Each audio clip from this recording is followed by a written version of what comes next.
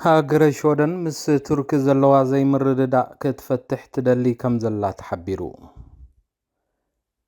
ኣብ ከተማ ማልመ ጸገም ምብጻሕ ስድራ ቤት እሱራት ከም ዘጋጠመ ተፈሊጡ።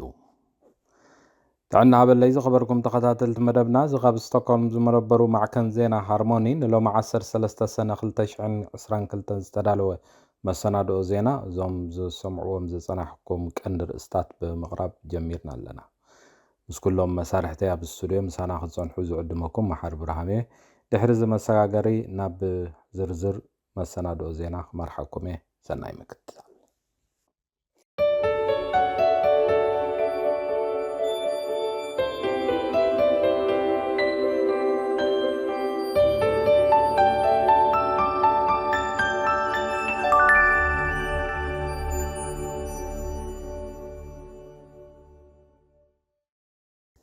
ሚኒስትር ጉዳያት ወጻኢ ስዊድን ወይዘሮ ኣን ሊንደ ዝሓለፈ ዓርቢ ዝሃበቶ ሓበሬታ ነቲ ቱርኪ ኣባል ኔቶ ንኸይትኸውን ንስዊድን ድምፂ ብድምፂ ናይ ምውዳቕ መሰላ ተጠቒማ እትገብሮ ዘላ ተቃውሞ መልኪታ ምስቲ ሃገር ዘለዋ ዘይምርድዳእ ክትፈትሕ ድሌት ከም ዘለዋ ኣብ ባይቶ ስዊድን ኣብ ዘካየደቶ መደረ ሓቢራ። ስዊድን ኣባል ኔቶ ምዃን ኣብ ጸጥታ ትውድብ ጥራይ ዘይኮነ ጸጥታ ቱርክ እውን ኣብ ምውሓስ ኣገዳሲ ምዃኑ እውን ከም ዘመልከተትን ስዊድን ግብረ ሽበራውያን ተባሂሎም እተወገዙን አንጻር መንግስቲ ቱርክ ዝቃለሱ ውድባት ትሕግዝ እያ ብምባል ቱርኪ ንኣባልነት ስዊድን ኣብ ኔቶ ኣበርቲዓ ክትቃወም ምጽንሓ ዝፍለጥ እዩ። ይኹን እምበር መንግስቲ ስዊድን ዘሎ ኣፈላላያትን ዘይምርድዳእትን ንምፍታሕ ስዊድን ድሌት ከም ዘለዋ እታ በዓልቲ መዚ ሓቢራ ኣላ። ኣብ ከተማ ማልመ ቅድሚ ፍርዲ እሱራት ዝጸንሕሎም መደበራት ማዕረምታ ደቡብ ስዊድን ጻዕቂ ሰባት ስለ ዘለዎም እሱራት ምስ ስድራ ቤት ክራኸቡ ይሽገሩ ምህላዎም ንሬድዮ ስዊድን ብምጥቃስ ሓደ ጸብጻብ ኣረጋጊጹ። እዚ ዝኾነሉ ምኽንያት እሱራት ማልመ ኣብ 3 ካብተን 6 ናይ መብጽሒ ሳጹናት ይነብሩ ብምህላዎም እተን 139 ሸላታት ድማ ንኹሎም እሱራት ክሕዛ ዓቕሚ ስለ ዘይብለን እዩ ተባሂሉ ኣሎ። ምስ ጠበቓታት ዝግበሩ ምብጽሓት ኩሉ ሳዕ ክፍቀዱ እንተኾነ ግን ኣዝማድ እቲ ቤት ማእሰርቲ ግቡእ ኢሉ እንተዘይሓሲብዎ ጥራይ ምብጻሕ ክፍጽሙ ምጽንሖም እዚ እውን ከተዳልዎ መዓልታትን ሳምንታትን ክወስድ ምጽንሑን በዚ ምኽንያት እዚ ዝተፈጥረ ጻዕቂ ስድራ ቤት ኣብ ትሕቲ ሕጊ ንዘለዉ መቕርቦም ክበጽሑ ይሽገሩ ከም ዘለዉ ተጸብጻብ ኣረጋጊጹ ኣሎ። ኣብዛ ዓመት ዋጋታት መግቢ ስዊድን ብ12 ሚእታዊት ክውስኽ ይኽእል ይኽብል ንድኳናት መግብን ዋጋታትን ዝከታተል ኩባንያ ሞት ፕሪስኮለን ሓቢሩ ኣሎ ክብል ሓደ ጸብጻብ ኣረጋጊጹ። ዋጋታት መግቢ ኣብዛ ዓመት ብፍላይ ድማ ወርሒ ግንቦት ክውስኹ ምጽንሖም ዋና ኣካየዲ እቲ ኩባንያ ንሬድዮ ስዊድን ኣብ ዝሃቦ ሓበሬታ ኣመልኪቱ ኣሎ። ምኽንያት ናይዚ ምውሳኽ ኣብ መላእ ሰንሰለት መፍረ መግቢ ዘሎ ልዑል ዋጋ መግቢ ተባሂሉ ተጠቒሱ ከም ዘሎ እውን እቲ ጸብጻብ ኣረጋጊጹ ኣሎ።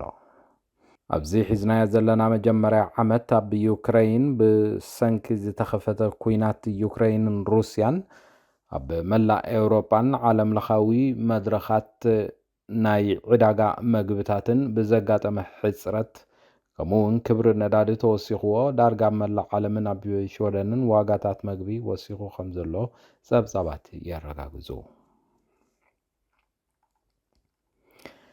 ካብ ሃገር እንግሊዝ ተበጊሱ ፈላማይ በረራ ተመለስቲ ሓተቲ ዕቑባ ካብ ብሪጣንያ ናብ ሩዋንዳ ቁጽሮም ተመለስቲ 10 ከም ዘይበጽሕ ምንጭታት ሓቢሮም።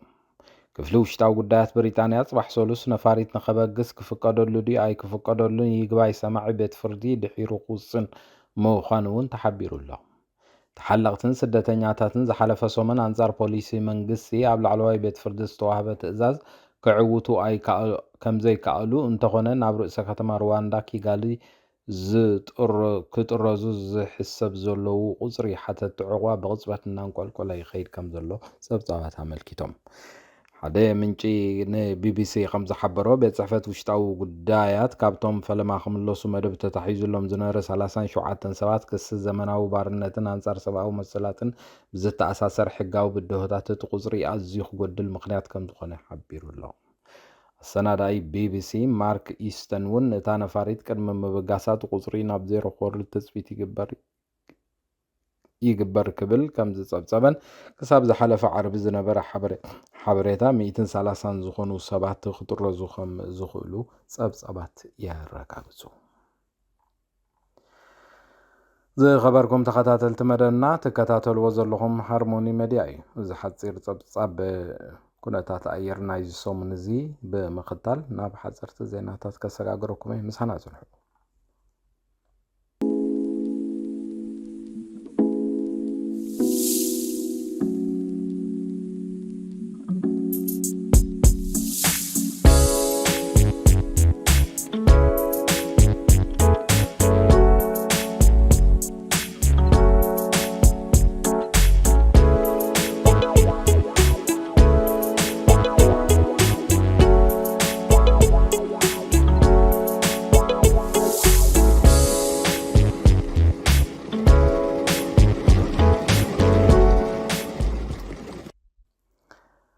ኣብ ጎረቤት ሃገር ኖርዌይ ብዙሓት ኖርዌጃውያን ብምኽንያት ክብሪ ዋጋታት ብስጭት ይስምዖም ምህላው ብኦንላይን ዝግበር ጎነፅ ድማ የስፋሕፍሕ ምህላው ኣገልግሎት ጸጥታ ፖሊስ ኣመልኪቱ ኣሎ።